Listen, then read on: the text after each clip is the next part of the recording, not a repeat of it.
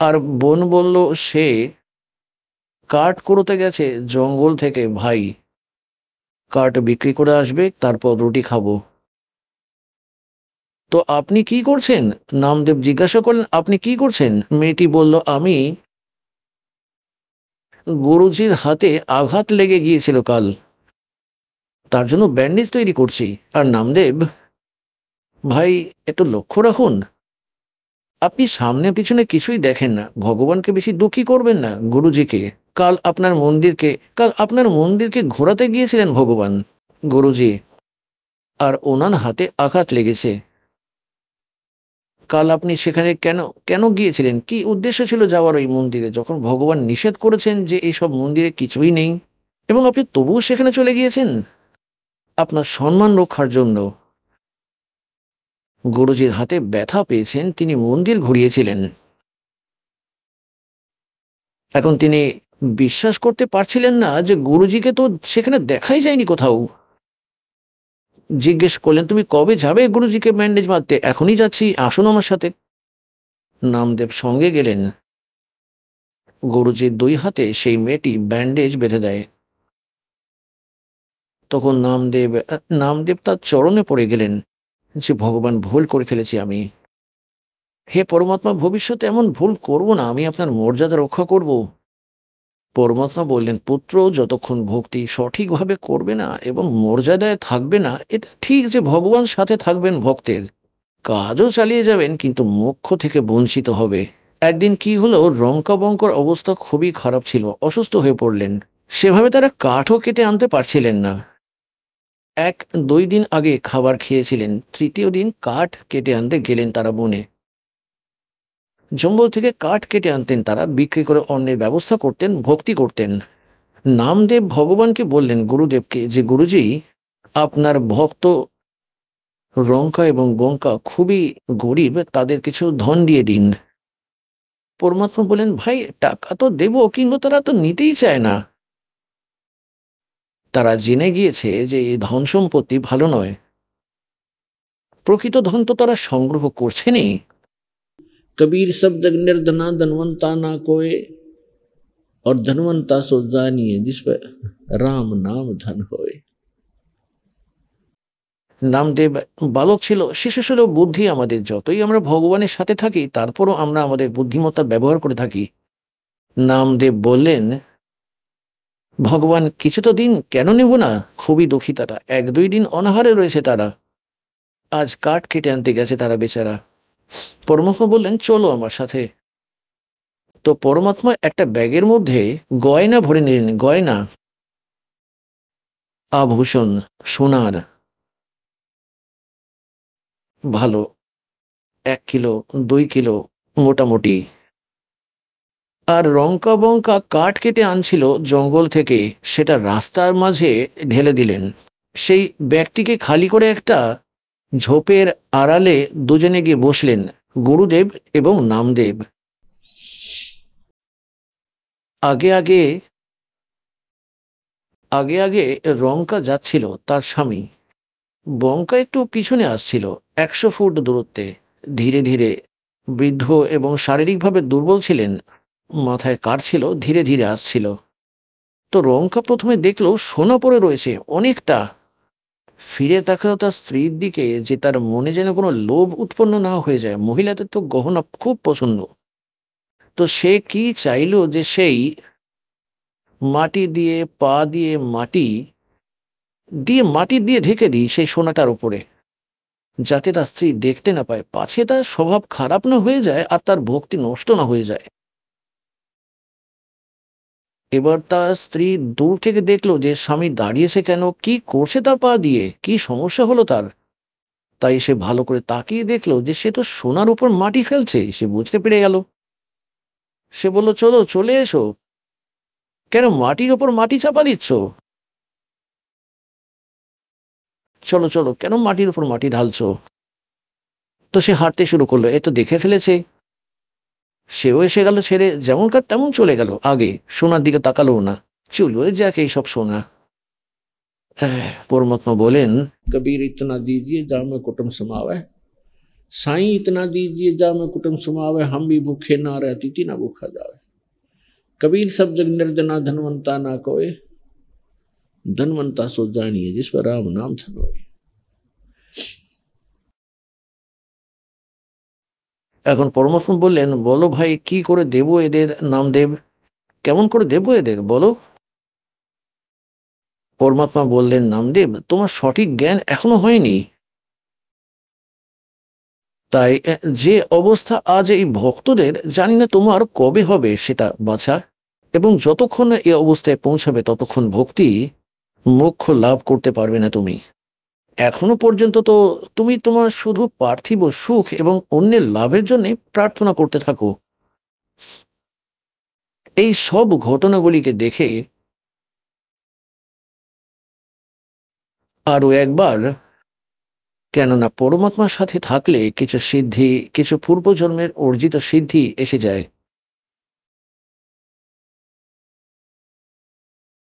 তো এইভাবে পুণ্যাত্মাগণ নামদেবজিকে আবার পরমাত্মা পুনঃ উপদেশ দিলেন, দুটি মন্ত্র দিলেন। তখন সেই পুণ্যাত্মার মোক্ষ হলো। বলা হয়, नामा छिपा ओम तारी, প্রথমে ওম জপ করতেন, তাতে তার তারি অর্থাৎ লৌ লাগিয়ে রেখেছিল, ওম নামই জাপ করতেন। তারপর পরমাত্মা সমস্ত রহস্য বললেন মন্ত্রের। पीछे सोहम भेद विचारी, और सार शब्द पाया जद लोई, आवागमन बहुड़ ना होई। नामा छिपा ओम तारी, আগে তিনি ওম জপ করতেন, ওম নামের ভক্তি করতেন, ওম মন্ত্রের। पीछे सोहम भेद विचारी, পরে পরমাত্মা তাকে বিস্তারিতভাবে এই মন্ত্রের মহিমা বলেছিলেন যে এটি ছাড়া কিছুই সম্ভব নয়, এই দুটি অক্ষরের শতনাম হয়। আর তারপর তাতে তিনি সত্য চিত্তে মেনে নিলেন, সৎ ভক্তি করলেন, এবং সাংসারিক যা অন্য যে পার্থিব কামনা ছিল তা দূর হয়ে গেল। তারপর পরমাত্মা তাকে সার নাম দিলেন। তখন নামদেবের মোক্ষ লাভ হলো। ভবিষ্যতে তাকে নিষেধ করা হয় যে পরে এ বিষয়ে তুমি কাউকে কিচ্ছু বলবে না, উল্লেখও করবে না কিছুই। ঠিক তাই ঘটেছে। তো পুণ্যাত্মগণ এখানে বলা হয়েছে, भाई नामदेव नाम निरंजन राते, जाकी छान छवाई। তার মানে ভগতের পূর্বজন্মের সংস্কার ছিল। দেখো পুণ্যাত্মগণ, মন্দিরে এবং মূর্তির পূজা আমার মতে হিন্দু ধর্মে সবচেয়ে বেশি প্রচলিত। আর আজ পর্যন্ত কারোর মূর্তি দুধ পান করেনি একমাত্র নামদেবকে ছাড়া। তাহলে কি কারণ ছিল? পূর্বের তপস্যা থেকেই হয়। পূর্ণ হংস মুরাদ, তার পূর্বে সংস্কারগুলি ছিল এবং তাতে তারই লাভ হয়েছিল, কিন্তু মুক্তি তবুও হয়নি। তো মোক্ষ একটি ভিন্ন বস্তু। আর এরকম অনেক ঘটনা কোনো সন্ত ভক্তের সাথে ঘটেও গিয়েছে, কিন্তু তাতে তার মুক্তি হয়নি। তো এই জন্য জ্ঞানের ভিত্তিতে এই ভক্তি যাত্রায় যদি আপনি চলেন তবে আপনি সফল হবেন। তো ওই মন্ত্র দ্বারা লাভ হবে, মন্ত্র যা সম্পূর্ণ মর্যাদার মধ্যে থাকবেন তবেই লাভ হবে। তারপর কি বলছেন যে, भाई काशीपुरी कबीरा होते ताही लखो रे बाई, बन के सो बंजारा उतरे, नौ लख बालद आई मन तू, सुख के सागर बसरे, भाई और ना ऐसा यसरे। এখন বলছেন, साईं इतना दीजियो जा में कुटुंब समावे, हम भी भूखे ना रहे, अतिथि ना भूखा जावे। তো পরমাত্মা, পুণ্যাত্মারা দেখো, পরমাত্মা এসে আমাদের সব পথ দেখিয়ে দিয়েছেন। এখন যেমন স্বামী রামানন্দজিকে পরমাত্মা দেখা করেন, সচখণ্ডে নিয়ে যান, তারপর ফিরিয়ে নিয়ে আসেন। তখন তিনি বলেছিলেন, দৌ থোর হে এক তো, কবির ভগবানকে বলেছিলেন। 104 বছর বয়সী স্বামী রামানন্দ ব্রাহ্মণ ছিলেন, মহর্ষি। বেদের, গীতা ও পুরাণের বৃহৎ জ্ঞানী মানা হতো তাকে। পরমাত্মার সাথে পরিচিত হওয়ার পর বলেন যে कि दोहू ठोर है एक तू भया एक से दो गरीब दास हम कारणे तुम आए हो मगजो। তারপর কি বলেছেন যে तुम साहेब तुम संत हो, तुम सतगुरु तुम हंस, गरीब दास तेरे रूप बिना और न दूजा अंश। बोलत रामानंद जी और सुनो कबीर करतार, गरीब दास सब रूप के तुम ही सिरजनहार। मैं भक्त मुक्त हुआ, मैं भक्ता मुक्ता भया, कर्म कुंड भयो नाश, गरीब दास निज ब्रह्म तुम, मेरा हो गया दृढ़ विश्वास। এখন বলার অর্থ হলো এই যে ওই পরমাত্মাই এখানে এসে জীবন যাপন করে থাকেন এবং একজন সুনাগরিকের রোল পালন করে থাকেন, ভূমিকাও পালন করেন, একজন ভালো ভক্তের ভূমিকাও পালন করেন। দাস কবির, দাস কবির, কবির দাস সর্বসমর্থ হয়েও বললেন যে এইখানকার লোকেই, এই লোক সব ভণ্ড সাহেবের, আর এখানে যে সাহেব হবে সে খারাপ হবে, আর যে দাস হবে সে পার হবে। তাই পরমাত্মা এখানে একটি রিহার্সাল করে দেখিয়েছেন কবির দাস যে আমি দাস বলবো, আমার সন্তানরাও এমন বলবে, তো তাদের কল্যাণ হবে, অহংকার কমে যাবে, অহংকার যার মধ্যে আছে পরমাত্মা তার থেকে দূরে চলে যায়। সুতরাং এই প্রকার পরমাত্মা আমাদের একটি রিহার্সাল দিতেন এবং আমাদের বিশ্বাস করাতে চেয়েছিলেন যে তোমরাও আমার উপরে এমনভাবে বিশ্বাস করো যেমন আমি করেছিলাম ভগবানের উপরে। নিজেই নিজের লীলা ডাবল রোল করে দেখিয়েছিলেন যে একজন ভালো ভক্তকে এতটা বিশ্বাস নিয়ে আমার ভক্তি করা উচিত। যেমন ভগবান কাপড় বুনতেন, কবির ভগবান সমগ্র সৃষ্টির স্রষ্টা, সকলের ধারক, অনন্ত কোটি ব্রহ্মাণ্ড যার বচনে চলছে, তিনি একটি কুড়ে ঘরে বসবাস করছেন, কুঠিরে,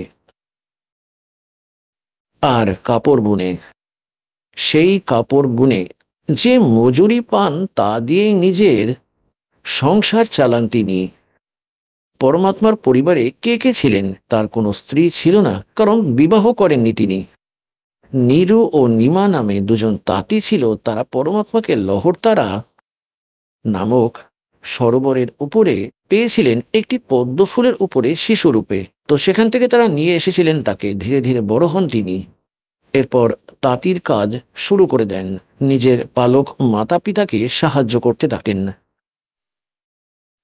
এবং একটি ছেলে এবং একটি মেয়ে উভয়কে মৃত জীবিত করেছিলেন ভগবান।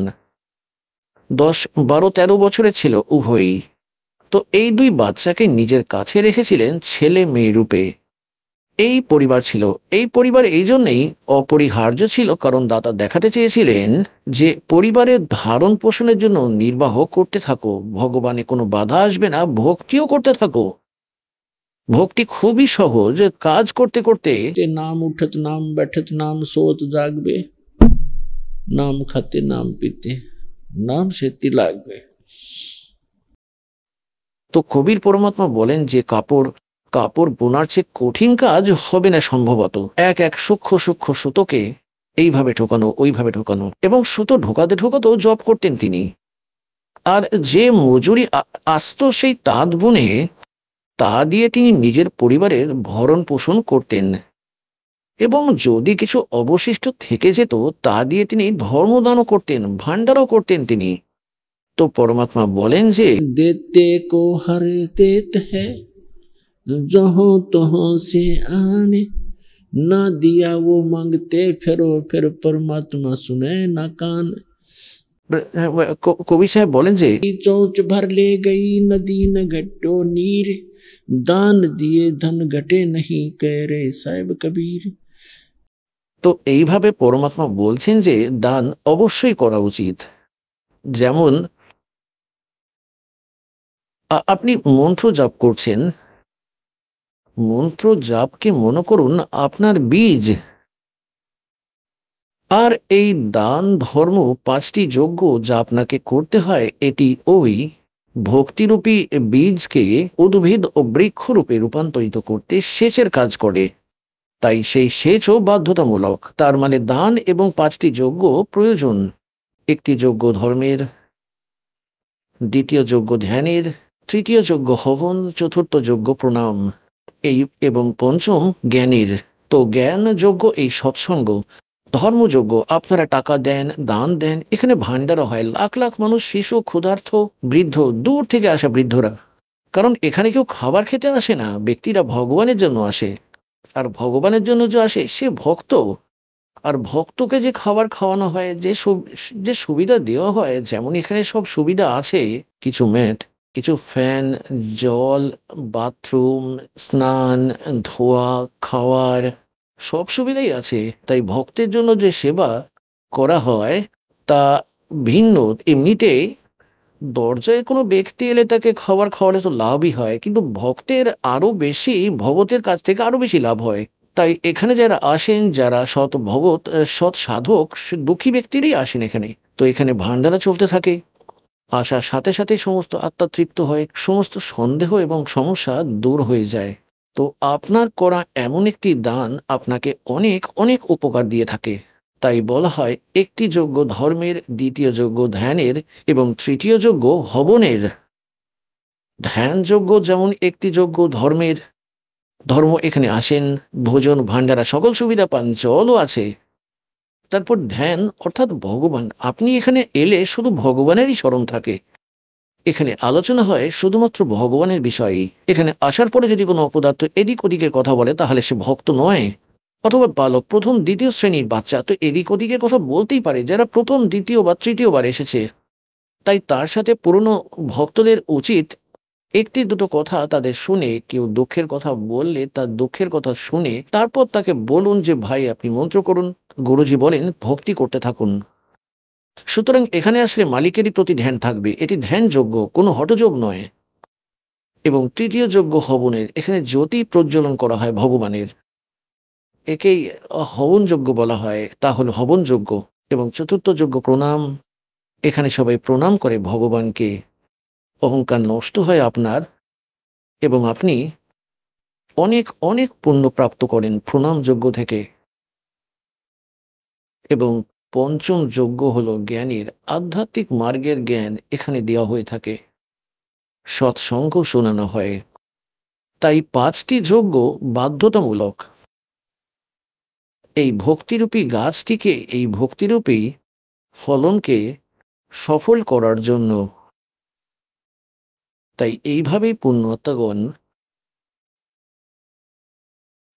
পরমাত্মার পথ যখন আপনারা অনুসরণ করবেন তখন আপনি জানতে পারবেন। এখন পরমাত্মা বলছেন যে कल्पे कारण कौन है, कर सेवा निकाम, मन इच्छा फल दूंगा जो पड़े जनीते काम। আপনি ভক্তি করতে থাকুন, যা মর্যাদা বলা হয়েছে তার পালন করতে থাকুন। সংসারের দিকে তাকাবেন না। সংসারের দিকে তাকালে ভক্তি করতে পারবেন না, আপনি আপনার উদ্দেশ্য ভুলে যাবেন। সংসারের কর্ম দেখব না আমরা, তারা যত নাটকই করুক না কেন। এখন বিবাহে সংসারী লোকেরা অনেক বড় কিছু করে, তারা নাচ করে, তারা ডিজে বাজায়, তারা অনেক টাকা পয়সা খরচ করে, লাড্ডু মিষ্টি বানিয়ে অনেক বেশি দেখায় তার মহিমা। তো পরমাত্মা বলেন যে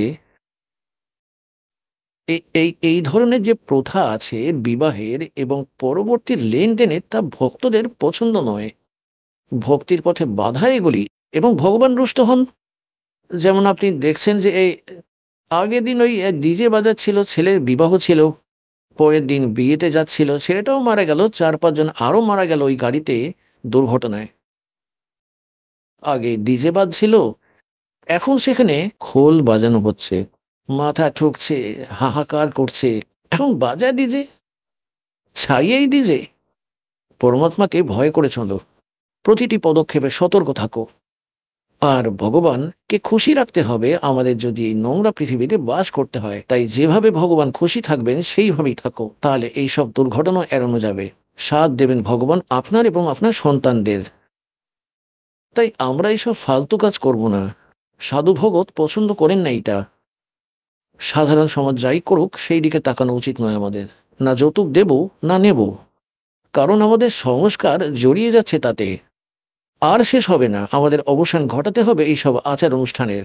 আর আমরা আমাদের সন্তানকে যে ধন দিয়েছি, রাম নামের ভক্তি দিয়েছি, এর চেয়ে বড় সম্পদ আর নেই। তার সবসময় সাথ দেবেন ভগবান। যেখানে দুঃখ হবে সেখানেই পরমাত্মাকে পাবেন। আর কোনো ক্ষতি হলে তার থেকে বাঁচাবেন ভগবান। তো মা বাবা বাঁচাতে পারবেন না, কত ধন সম্পত্তি দিতে পারি আমরা আমাদের সন্তানদের, কতদিন তাদের পালন করতে পারি, তা করা যায় না বেশি দিন। তাই ভগবানের উপর বিশ্বাস করতে শেখান সন্তানদের এবং পূর্ণ দৃঢ়তার সাথে ভক্তি দিন তাকে। তবে সে খুশি থাকবে এবং সংসারও শেষ হয়ে যাবে। সর্বদার জন্য চলে যাব সেখানে পিছন ছাড়িয়ে, সবসময় খুশি থাকব। সেখানে কোনো কাজ নেই। যেমন আপনি এখানে আসেন, এখানে কি কাজ আছে আপনার? স্নান করো, রুটি খাও, ভোজন করো, প্রস্তুত ভোজন পাওয়া যায়। তো এইরকমই শত লোকেও রয়েছে। এটা তো নোংরা লোক, এখানে তো আরো সমস্যা। শরীরে কখনো বিপি হয়, কখনো লো, কখনো জ্বর, কখনো কাশি হয়ে গেল, মাথা ব্যথা হচ্ছে বা কোনো টেনশন হয়ে গেল। ওখানে তো এইসবও নেই। তারপর আপনার সেইখানে থাকবেন এইভাবে গাছের নিচে, আরাম করে বসে থাকবেন দলে দলে, বার্তালাপ করবেন, ভগবানের বিষয়ে চর্চা করবেন। সেখানে কোনো কাজই নেই। আর খাবার ইচ্ছে হলেই তখনই যাও, ভান্ডারা খাও, পরিপূর্ণ ভান্ডারা ভগবানের সকলের জন্য চালাতে থাকে সেখানে। এমন অনেক জায়গা আছে সেখানে পিকনিক করতে যায়, ভান্ডারা চলছে, পেয়ে যাবেন। কোনো ধরনের কমতি নেই সেখানে। বাসায় আসবেন, নিচের বাড়ি আছে সেখানে, আপনার বাড়ি ছেড়ে এসেছেন, সেখানে আপনার সমস্ত খাবারের পূর্ণ ভান্ডারা রয়েছে। তো পুণ্যাত্মগণ, এই নোংরা পৃথিবী থেকে বেরিয়ে আসার কথা ভাবুন। এখান থেকে তো যেতেই হবে, একদিন চলে যেতেই হবে। আজ আপনি যতই এখানে সুপ্রতিষ্ঠিত হন না কেন, আপনার ভুল প্রমাণিত হবেই একদিন। সেটা আপনার বাড়ি হোক, গাড়ি হোক, ব্যাংক ব্যালেন্স হোক, অনেক সুযোগ সুবিধা আছে আপনার, কিন্তু কালকে কিছু হয়ে গেল, ক্যান্সার হয়ে গেল বডিতে, বলুন তো এসব সুবিধা কিসের? বিষ মনে হবে এইসব সম্পদ। তাই বাছারা এখান থেকে বের হওয়ার চেষ্টা করুন যতটা পারবেন। তো কি বলছেন পরমাত্মা? বলেন যে साईं इतना दीजिए जिसमें कुटुंब समावे, हम भी भूखे ना रहे, अतिथि ना भूखा जाए। একটি রিহার্সাল করিয়ে দেখিয়েছেন দাতা। পরমাত্মা কবিরজি সকলকে তত্ত্বজ্ঞান শোনাতেন, সত্যি কথা বলতেন, আর বলতেন कि तीन देव की जो करते भक्ति, इनकी कदे ना हो मुक्ति। অন্যদিকে পরমাত্মা মুসলমানদেরও বলতেন कि हिंदू हदीरे पूजही और मुस्लिम पूजे घोर, कहे कबीर दोनों की अकल न ले गए हैं चोर। হিন্দুদের গুরুদেরকে মুসলমানদের মোল্লা, পীর ও কাজীদের উদ্দেশ্যে পরমাত্মা বলতেন, এরা দুজনেই তোমাদের মিসগাইড করছে, তাদের জ্ঞান নেই এবং এরা পরমাত্মার সঙ্গে পরিচিতও নয়। আর যে সাধনা আপনাদের করা উচিত তা তারা নিজেরাই জানে না এবং আপনাদের পথভ্রষ্ট করছে। এই কথাতে তারা সকলেই দুঃখী হয়ে যায়। ভগবানকে তো প্রথমে অনেক অত্যাচার করে, কবির সাহেবকে হত্যা করার চেষ্টা করেছে, অনেক বেশি কষ্ট দিয়েছে। কিছু দুষ্কৃতী পাঠিয়ে ওনাকে পিটিয়ে পিটিয়ে মেরে ফেলতে চেয়েছিল, সফল হয়নি তারা। যখন সবকিছু করে ক্লান্ত হয়ে গেছে তখন শেষে একটা তারা স্কিম তৈরি করলো। হিন্দুদের গুরুরা এবং মুসলমানদের কাজী এবং মোল্লারা, যে তাকে মারলেও মরছে না এবং আমাদের সমস্ত ক্ষতি সে করে দিচ্ছে। আমাদের সমাজ থেকে এই জীবিকার ব্যবস্থা একেবারেই বন্ধ হয়ে যাচ্ছে। তিনি এমন এমন সব কথা বলেন যা দ্রুত মানুষের কাছে গ্রহণযোগ্য হয়ে ওঠে। এমন ব্যবস্থা করো যেন কাশি থেকে সে পালিয়ে যায়। সবাই মিলে একটি ফোন দিয়ে আঁটলো, মিথ্যা চিঠি লিখে ভারতের সমস্ত ঋষি দরবেশ ফকিরদের শিবিরে, আর লিখলেন যে কবির নামের এক ব্যক্তি যিনি কাশিতে থাকেন 3 দিনের ভান্ডারা করবেন, আর প্রত্যেককে তাদের শিষ্যদের নিয়ে আসতে হবে। আর প্রত্যেক ভান্ডারাতে প্রত্যেক ভোজনের পর একটা করে অশরফি দেবেন, একটি দোহর দেবেন।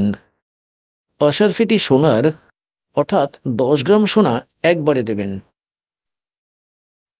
এবং একটি দোহর খুব সুন্দর, কম্বলের মতো হতো আগে, খদ্দরের হতো। দোহর সবচেয়ে ভালো কম্বল হিসেবে বিবেচিত হতো, সবচেয়ে ভালো দোহর দেবেন এবং সবাই আসবেন। এখন এইসব লোভের বশবর্তী হয়ে সকল মণ্ডলেশ্বর তাদের সমস্ত সুস্থ অসুস্থ শিষ্যদের নিয়ে চলে আসেন।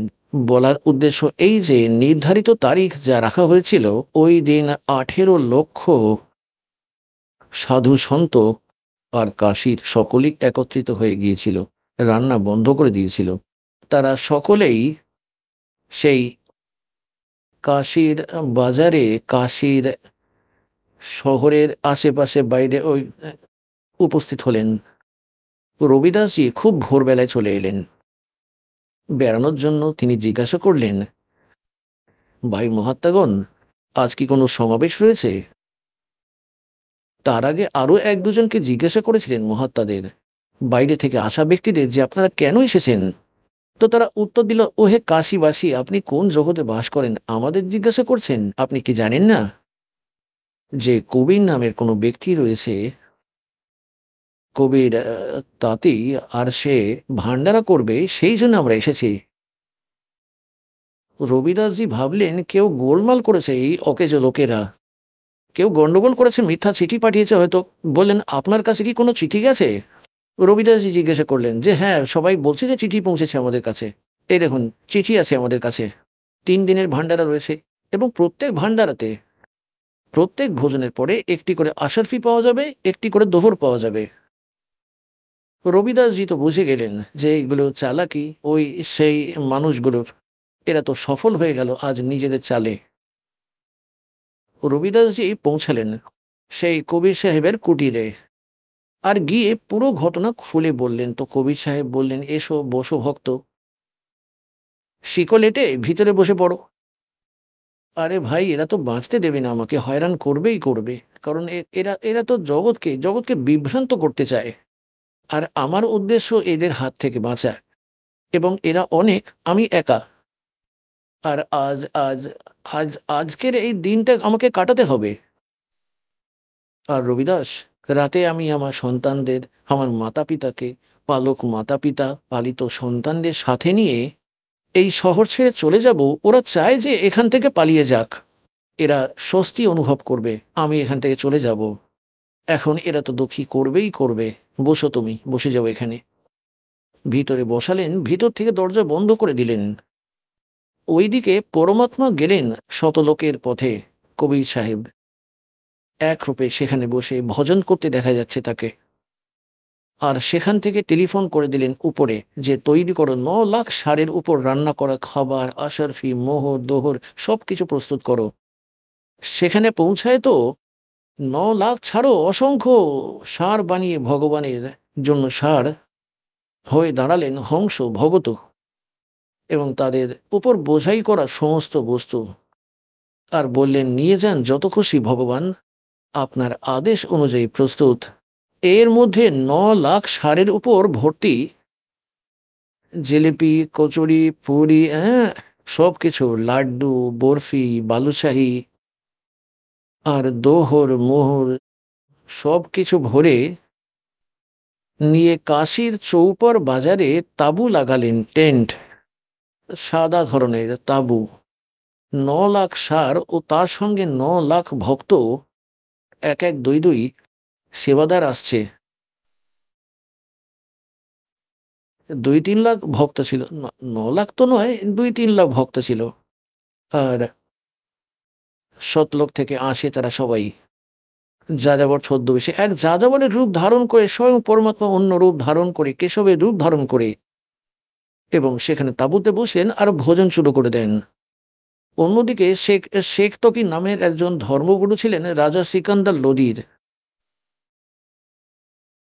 রাজাকেও আমন্ত্রণ জানানো হয়েছিল যে আজ রাজাও এসে দেখে নেবেন, কারণ শেখ তকি ভগবান কবির সাহেবকে খুবই ঈর্ষা করতেন, ওনাকে নিচু দেখাতে এবং ওনাকে রাজার নজরে ছোট করার জন্যই ব্যস্ত থাকতেন। এই জন্য একটি চিঠি তিনি তার রাজার কাছেও পাঠিয়েছিলেন। তাই রাজার কাছে সিকান্দার লোদি গিয়ে বললেন যে আপনার গুরুজি ভান্ডারা করছেন। সিকান্দার লোদি কবির সাহেবের দ্বারা অত্যন্ত প্রভাবিত ছিলেন। ওনার একটি অসাধ্য রোগ ছিল জ্বলনের। পরমেশ্বর কবিজি তাকে সুস্থ করে দিয়েছিলেন। আরও অনেক অলৌকিক ঘটনা দেখে, কবির পরমেশ্বরের লীলা দেখে মুগ্ধ হয়ে সিকান্দার লোদি পরমাত্মা কবিরজির প্রতি অগাধ বিশ্বাস ছিল। তাই সিকান্দার লোদিকে শেখ তাকি বললেন, আপনিও চলুন, আপনার গুরুজির আমন্ত্রণ এসেছে, ভান্ডারা করছেন। শেখ তকি চেয়েছিলেন সিকান্দার লোদি কাশি গিয়ে সেখানে কবিরকে পালাতে দেখবে, কেননা এত মানুষকে কিভাবে খাওয়াবে একজন কুড়ে ঘরে থাকা ব্যক্তি, 18 লক্ষ মানুষকে কিভাবে খাবার দেবে। এই ভেবে সিকান্দার লোদিকেও সঙ্গে নিয়ে নিলেন। সিকান্দার লোদি বললেন, আমি অবশ্যই যাব, তিনি মহান পুরুষ, ওনার দর্শন করতে যাব, ভান্ডারায় তো যাওয়াই উচিত।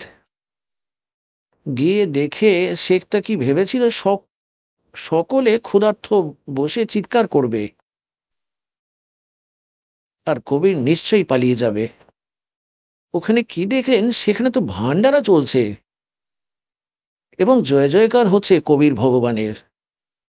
যে ভোজন খাচ্ছে সে বলছে, এমন সুস্বাদু খাবার কখনো দেখিনি বা শুনিনি। ভাই, ভান্ডারা হলে এমনই হোক, যে ভোজন খেয়ে উঠছে তাকে দোহর দেয়া হচ্ছে, একটি আশার ফি সোনার দেয়া হচ্ছে। এবার শেখ তকি তো পেট চেপে বসে পড়লেন।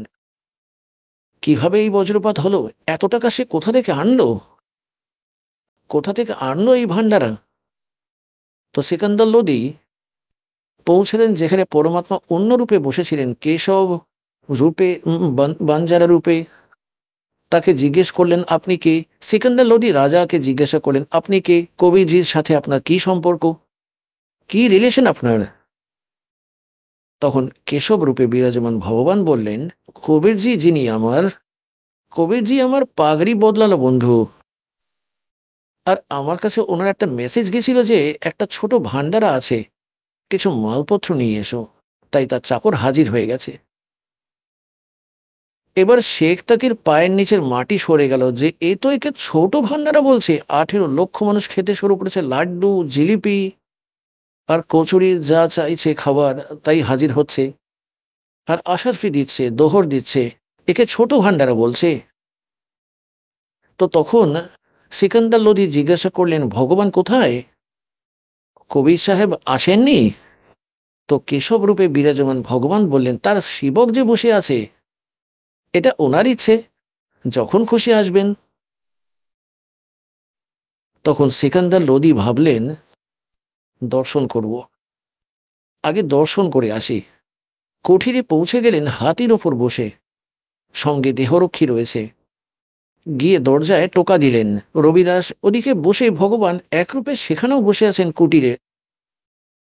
রবিদাসজি বললেন, ভগবান এরাতে এখানেও এসে গেছে মনে হচ্ছে, দরজায় টোকা দিচ্ছে। পরমাত্মা বললেন, মনে তো হচ্ছে, কিন্তু দরজা খুলবে না, হাত জোর করে নেব এবং বলবো, কাল আমরা চলে যাব, তোমরা এটাই চাও, ছেড়ে দেব এই এই শহরকে। তো দরজায় টোকা দিল, কিন্তু পরমাত্মা কথা বললেন না। তখন সিকান্দার লোদি বললেন যে, হে প্রভু, দরজা খুলুন। সিকান্দার লোদি, আপনার দাস দিল্লি থেকে আপনার দর্শন করতে এসেছে।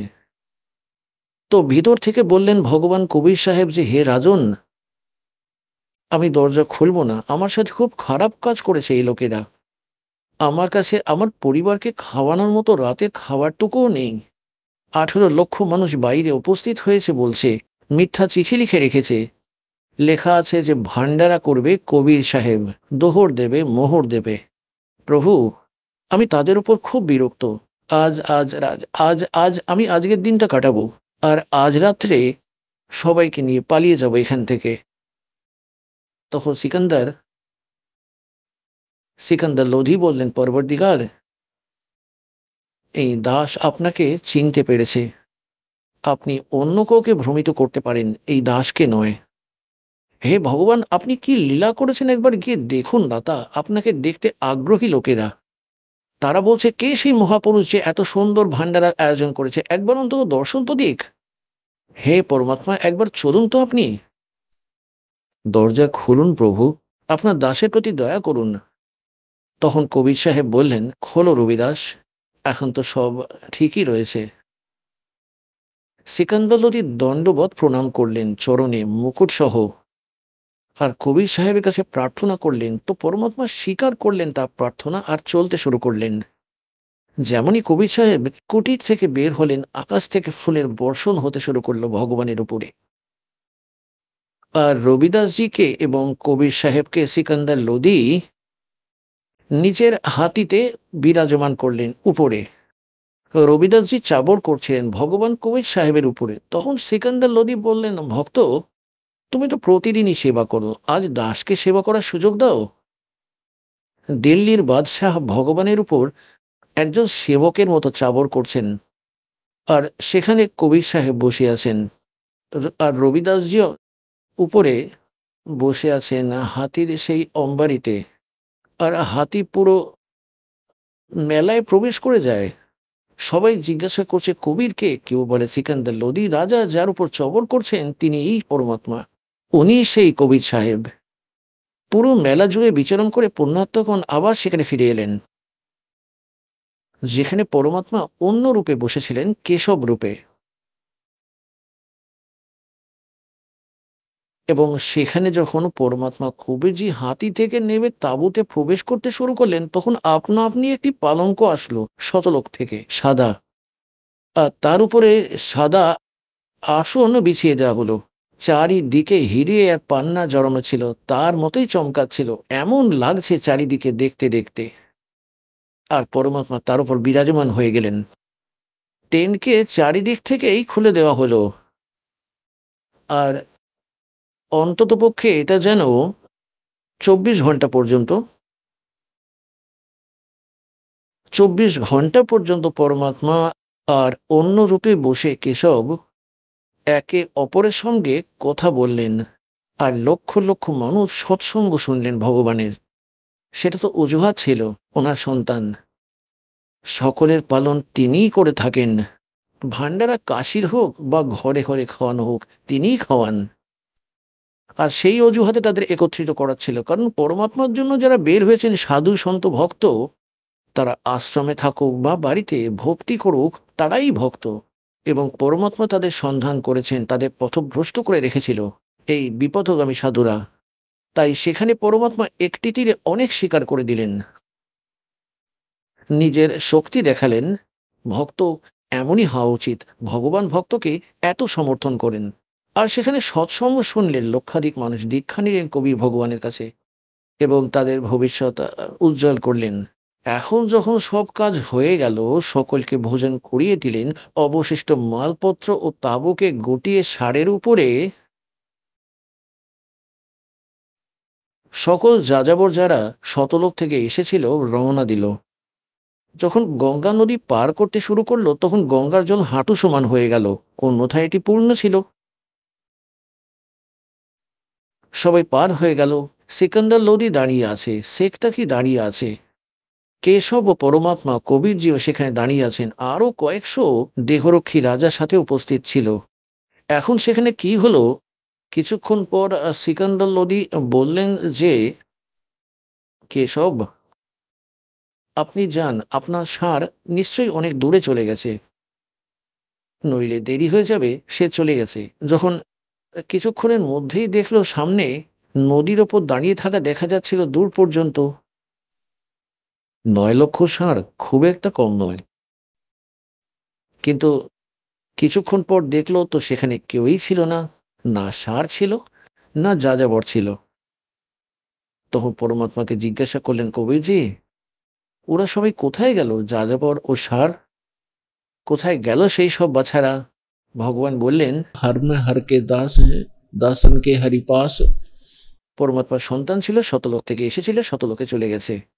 এমন সময় কি দেখলেন যে কবির সাহেব, কেশব যে দাঁড়িয়েছিলেন সেখান থেকে হেঁটে গিয়ে কবির সাহেবের মধ্যে মিশে গেলেন। একা কবির সাহেব দাঁড়িয়ে রইলেন। বলো সতগুরুদেব কি।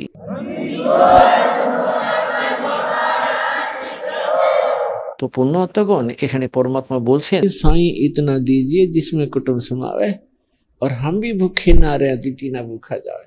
তো পরমাত্মা বলেন যে এইভাবে আপনি আমার উপর বিশ্বাস করুন, আমি বলছি এইভাবে ভক্তি করুন, এবং যদি কখনো কোনো আপত্তি আপনার উপর কোনো প্রকারের আসে তো এইভাবে সাহায্য করব, যেমন নিজের সম্পর্কে বলছেন যে এইভাবে আমার সাহায্য হয়েছে, অর্থাৎ তিনি নিজেই এটা করেছেন, তো আপনাকেও আমি এতটাই সমর্থন করব। তো এখানে এখন সেই শেখ তাকি কি বলছেন যে এমন এমন ভাণ্ডার আমরা 100 করে দেব। রাজার ঘরে কি কিছুর অভাব রয়েছে? সে কি করেছে? রাজাকে ভুলভাল বোঝাচ্ছে। তো এখানে পরমাত্মা কি বলছেন? कि कोई कहे जग जो नार करी है, कोई कहे महोछा, और बड़े बड़ाई करा करे गाली का डोछा। এত মহোৎসাহ হচ্ছে যখন কারোর মা বাবা মারা গেলে, মৃত্যু হয়ে গেলে তাকে এই পণ্ডিত ও গুরুরা বলেন এত কাপড় আনুন, এইটা করুন, সেইটা করুন, ওইটা করুন। সেখানে গিয়ে এতজন ব্রাহ্মণকে ভোজন খাওয়ান। তাই বলছেন যে বাধ্য হয়েই তিনি তাদের জন্য আনুষ্ঠানিকতা করতেই হবে। এত কাপড় খারাপ ভালো যাই হোক 5টা আনতেই হবে। এবং তাকেই বলা হয় মহোৎসা। আর এক হয়ে জনার যা খুশিতে, যেমন কারুর ছেলে হয়েছে, তো সে নিজের খুশিতে খোলা হাতে টাকা খরচ করে, তখন তাকে জোনার বলা হয়। তো এইখানে গরিবদাসজি বলছেন ওই ভান্ডারাতে যিনি সৎ আত্মা ছিলেন, তিনি বলছেন যে এমন ভান্ডারা কখনো দেখিনি বা কখনো শুনিনি। যে বস্তু চাওয়া হচ্ছে সঙ্গে সঙ্গে হাজির হয়ে যাচ্ছে, 5 মিনিটের মধ্যে সবকিছু উপলব্ধ হয়ে যাচ্ছে। ওহো, এমন ভান্ডারা! এটা তো জোনার করেছে, জোনার। আর শেখটা কি বলছে? সে কি করেছে? এটা তো মহোৎসা করেছে, মহোৎসা। তো এখানে পরমাত্মা বলেছেন যে कोई कहे जग जो नार की है, और कोई कहे महोछा, बड़े बड़ाई करा करे और गाली का डोछा। তো শেখটা কিন্তু একজন সস্তা মানুষ ছিলেন, তাকে তো শুধু বাজে কথাই বলতে হতো। এবং বড় বড় তারাই হয় যাদের বড় হৃদয় আছে, যে প্রশংসা করতে পারে অন্যের। অন্যজনের প্রশংসা করা একজন নিচু ব্যক্তির পক্ষে সম্ভব নয়। তো পুণ্যাত্মাগণ, আপনার সৌভাগ্য যে এমন ভগবানের সাক্ষাৎ পেয়েছেন। বিশ্বাস রাখুন, ওনার প্রতিটি শব্দ আপনার আধার বানিয়ে রাখুন। আর যখনই কোনো সমস্যা দেখা দেবে, দাতাকে পাশে পাবেন আপনার। তিনি কোনো আপত্তি আপনার উপর আসতে দেবে না, সবসময় সাথে থাকবে। ভক্তি করুন, মোক্ষ পান। বলুন সদ্গুরুদেব কি जय।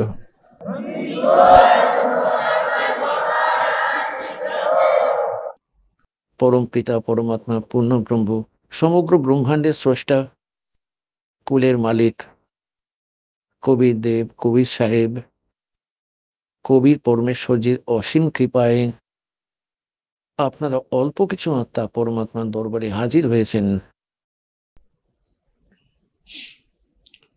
भक्ति मुक्ति के दाता सतगुरु, भटकत प्राणी फिरंदा, उस साहिब के हुक्म बिना नहीं तरवर पात हिलंदा। ওই পরমাত্মার আদেশ ছাড়া গাছের একটি পাতাও নড়তে পারে না। ওই পরমাত্মার ইচ্ছাতেই, তারই কৃপায় আপনারা সৎসঙ্গে পৌঁছাতে পেরেছেন। নইলে আজকের এই কলিযুগে কোনো মানুষেরই শান্তি নেই, এক মুহূর্তের সময় নেই। নিজেরই জীবিকার জন্য দিনরাত তারা মূল্যবান জীবনকে উৎসর্গ করছেন। ঘটে তাই যা তার প্রারব্ধে ভাগ্যে লেখা থাকে, তাই ঘটে এবং অর্জিত হয়। কিন্তু সৎসঙ্গ ছাড়া জ্ঞান হয় না, এবং জ্ঞান ছাড়া পরমাত্মার জন্য আকাঙ্ক্ষা তৈরি হয় না।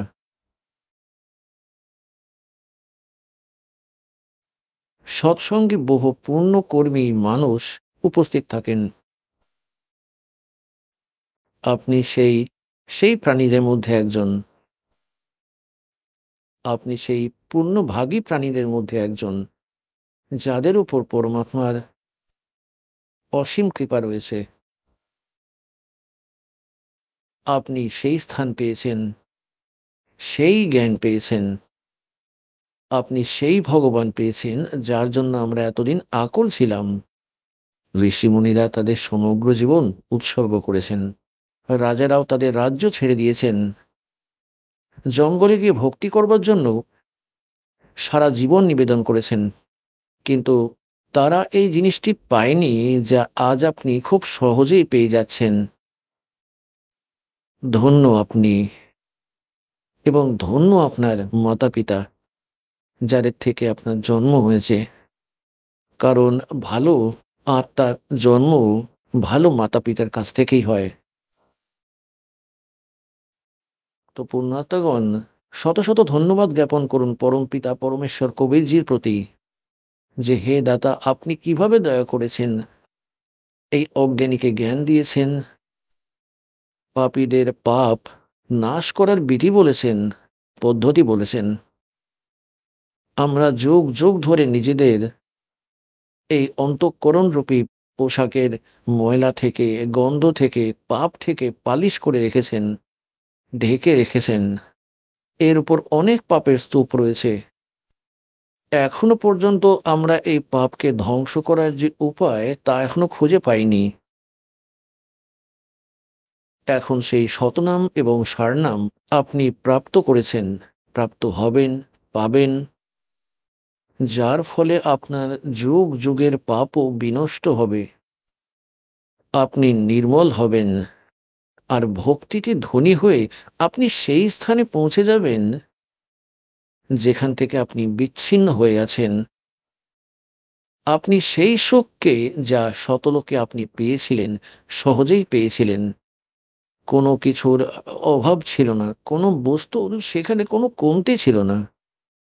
সমস্ত জিনিস আপনার সামনে ভরপুর থাকত।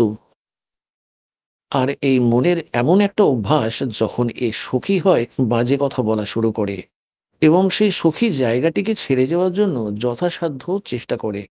তারই ফলস্বরূপ আমরা সেই সুখে ভরা সেই লোককে ছেড়ে এখানে দুঃখে ভরা লোকে চলে এসেছি। আমের বাগান ছেড়ে আমরা বাবলার বনে ঢুকে পড়েছি, আর বাবলার বনে এসে এখন আমরা আম খুঁজে বেড়াচ্ছি। এই নোংরা লোকে আমরা সুখ খুঁজে বেড়াচ্ছি। কেউ রাজা হয়ে সুখী হতে চায়, নির্ধন চায় ধনী হতে। ধনী হয়ে আমি সুখী হয়ে যাব। ধনী স্বপ্নেও সুখী হয় না। আর সাধারণ মানুষ মনে করে আমি মন্ত্রী হয়ে যাব, প্রধানমন্ত্রী হয়ে যাব, তাহলে সুখ হবে। স্বপ্নেও সুখ নেই এই মন্ত্রী, মুখ্যমন্ত্রী ও প্রধানমন্ত্রীদের। এই ভুলের মাধ্যমেই আমরা আমাদের জীবনকে নষ্ট করে দিই। আর কবির সাহেব বলেন, झूठे सुख को सुख कहे मान रहा मनमोद, ये सकल चबी ना काल का, कुछ मुख में कुछ बोध। এই মিথ্যা সুখকে সুখ মনে করছেন আপনি। কেউ বেশি দুঃখী, তার থেকে আমার কিছু কম দুঃখ, তাকেই সুখ মনে করছি আমি। উদাহরণের জন্য, যেমন এক ব্যক্তির একটি পুত্রের মৃত্যু হয়ে গেল। তার 3 ছেলে ছিল, বাকি 2জন বেঁচে রইল। খুবই কাঁদছিল সে, মাথা চাপড়াচ্ছিল সে। সমবেদনা জানানোর জন্য অনেক অনেক ব্যক্তি এসেছিল।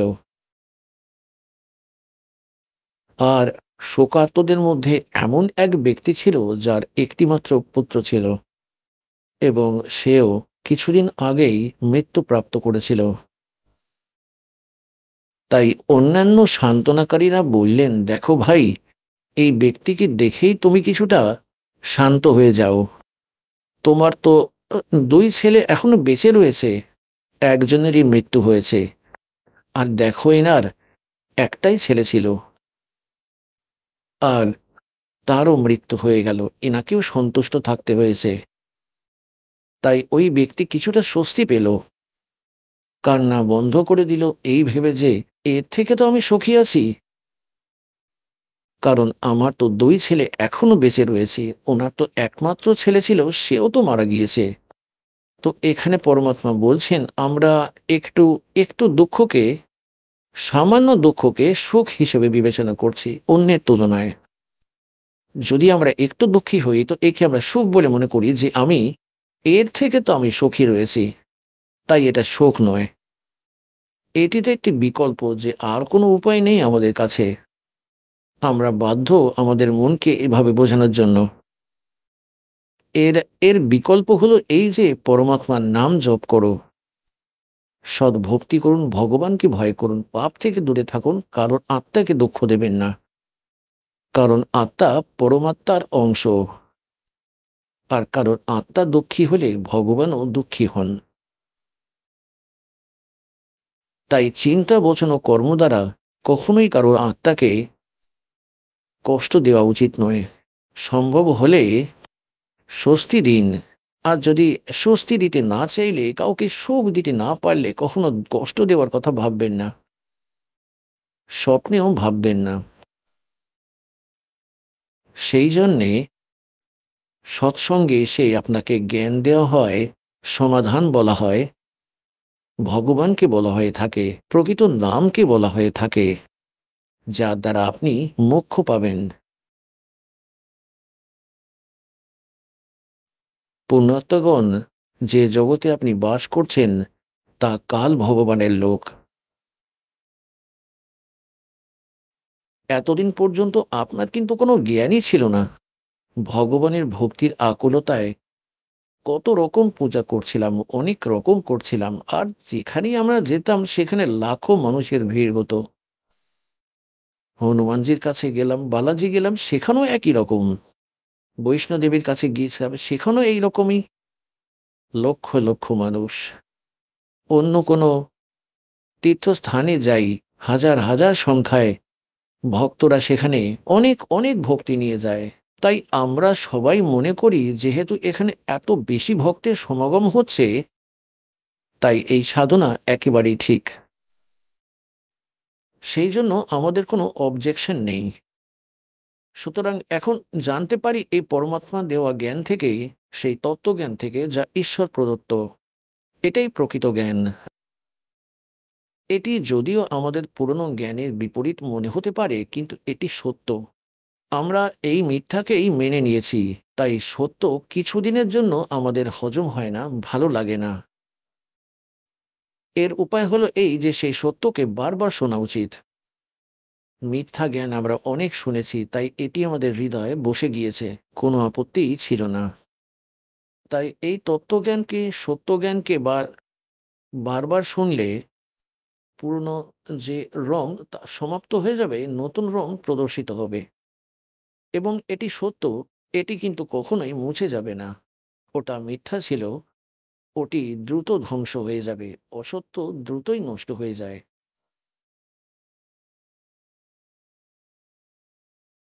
আমরা যে লোকে বাস করি সে লোক খুবই খারাপ, এবং আপনি এখন জানতে পারবেন পরমাত্মার তত্ত্বজ্ঞানের প্রকাশ থেকে যে লোক একেবারেই ঠিক নয়। এটা বসবাসের একেবারেই যোগ্য নয়, কিন্তু আমরা বাধ্য, আমাদের বিবশতা। আমরা এখান থেকে কোথাও যেতেও পারবো না, আমাদের এইভাবেই বেঁধে রেখে দিয়েছে। কর্মের বন্ধন দ্বারা এমন দড়ি দিয়ে বেঁধে রেখেছে যা বাইরে থেকে একেবারেই দেখা যায় না, এবং ভিতর থেকে শক্ত করে আটকে রেখে দিয়েছে। এর ভিত্তিতেই আমরা চলছি। কেউ আজ কোথাও জন্ম নিয়েছে, মানুষ হোক বা পশু হোক, পাখি হোক, তারা সকলে কর্মের বন্ধনেই আবদ্ধ। আর যতদিন এই কর্মের বন্ধন আমাদের শেষ হবে না, আমরা এই কালের কারাগার থেকে পালাতে পারবো না।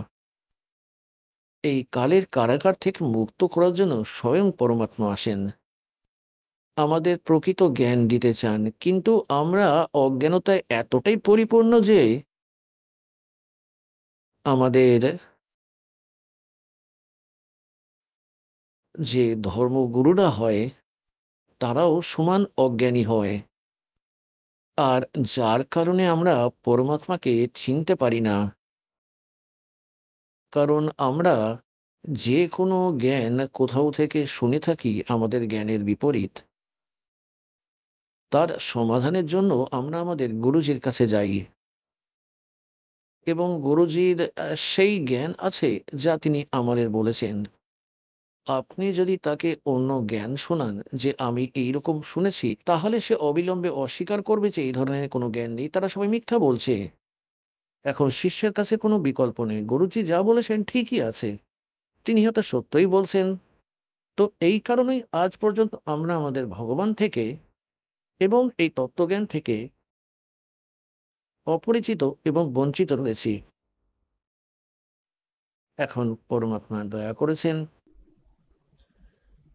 सतगुरु आए दया करी ऐसे दीन दयाल, बंदी छोड़ वृत्तास का जठरगनी प्रतिपाल। सतगुरु आए दया करी ऐसे दीन दयाल और बंदी छोड़ वृद्ध तास का जठरग्नि प्रतिपाल। পরমাত্মা স্বয়ং একজন সদ্গুরুর রূপ ধারণ করে ও তত্ত্বদর্শী সন্তের রূপ ধারণ করে এই কালের লোকে আসেন। सतगुरु आए दया करी, ऐसे दीन दयाल, ऐसे दीन दयाल, ओए होए, और बंदी छोड़ वृत्तास का। বন্দি ছোড়ের অর্থ কি হতে পারে? अमर करूं सतलोक पठाऊं, तात बंदी छोड़ कहाऊं। কালের এই সংস্কারকে, কালের কর্মবন্ধনকে যিনি ছিন্ন করে মুক্ত করেন তাকেই বন্দি ছোড় বলা হয়। যিনি বন্ধন থেকে মুক্তি দেন, আমার করুন, এমন জায়গায় নিয়ে যাব, পরমাত্মা বলেন, এই সদ্ভক্তি করিয়ে যেখানে যাওয়ার পর সাধক ফিরে আর এই সংসারে কখনোই আসে না। अमर करूं सतलोक पठाऊं। শতলোক হলো সেই স্থান যার বিষয়ে শ্রীমদ্ ভগবদ গীতা অধ্যায় নম্বর 18 শ্লোক নম্বর 62-66 এবং অধ্যায় 15 শ্লোক নম্বর 4 বর্ণিত রয়েছে। এতে বলা হয়েছে যে গীতার জ্ঞানদাতা এই ব্রহ্ম, এই কাল, ইনি 21 ব্রহ্মাণ্ডের স্বামী। খরপুরুষও তাকেই বলা হয়। ইনি নিজেই বলেন যে, হে অর্জুন, তুই সর্বভাবে ওই পরমেশ্বরের শরণে যা। অর্থাৎ গীতা জ্ঞানদাতা থেকে অন্য সেই ভগবান। আর শ্রীকৃষ্ণজির শরীরে প্রবেশ করে গীতার জ্ঞান এই কাল ভগবান বলছেন, হে অর্জুন, তুই সমস্ত হৃদয় দিয়ে ওই পরমেশ্বরের শরণে যা। তার কৃপাতেই তুই পরম শান্তি এবং সনাতন পরমধাম প্রাপ্ত করতে পারবি। সনাতন শাশ্বত স্থানম, একটি চিরন্তন স্থান যা কখনো ধ্বংস হয় না, অবিনশ্বর স্থান। আমরা তাকে শতলোক বলি, সত্যলোক, এক অবিনশ্বর স্থান।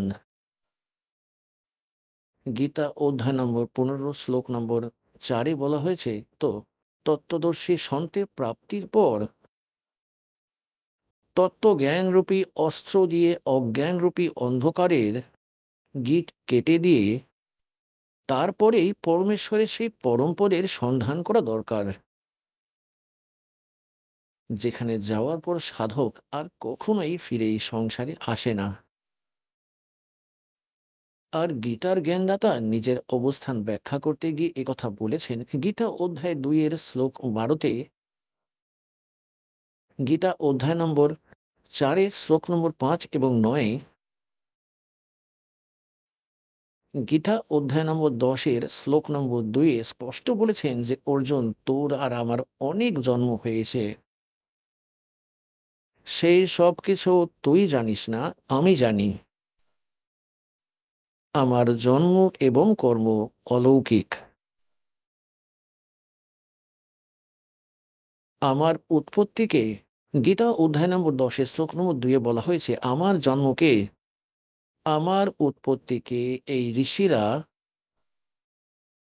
আর দেবতা ব্রহ্মা বিষ্ণু মহেশ এনারা জানেন না, কারণ এনারা সবাই আমার থেকেই উৎপত্তি হয়েছে। তো যেমন পিতা পিতার উৎপত্তি সন্তান বলতে পারে না, একমাত্র দাদুই বলতে পারেন, ঠিক একইভাবেই সমস্ত ব্রহ্মাণ্ডের স্রষ্টা এবং এই সমস্ত জীবের উৎপত্তিকর্তা হলেন পরম ব্রহ্ম। ইনি পূর্ণব্রহ্ম, সত্য পুরুষ, কবির সাহেব। শ্রীমদ্ ভগবদ গীতা অধ্যায় 15 শ্লোক নম্বর 16 এবং 17 তিন পুরুষের কথা বলা হয়েছে। এক খরপুরুষ। খরপুরুষ এই কাল ব্রহ্ম, যিনি গীতা জ্ঞানদাতা শ্রীকৃষ্ণের মধ্যে প্রবেশ করে বলছেন, তিনি 21টি ব্রহ্মাণ্ডের প্রভু, 21 ব্রহ্মাণ্ডের স্বামী। আর শ্রী ব্রহ্মা, শ্রী বিষ্ণু এবং শ্রী শিবজি তারই পুত্র। দুর্গা হলেন এনাদের মাতা, ব্রহ্মা বিষ্ণু মহেশের, আর এই কাল ভগবানের স্ত্রী। আর ব্রহ্মাজি হলেন রজগুণ, বিষ্ণুজি হলেন শতগুণ এবং শিবজি হলেন তমগুণ। আর এনারা কেবল 3 লোকের স্বামী, পৃথিবীলোক,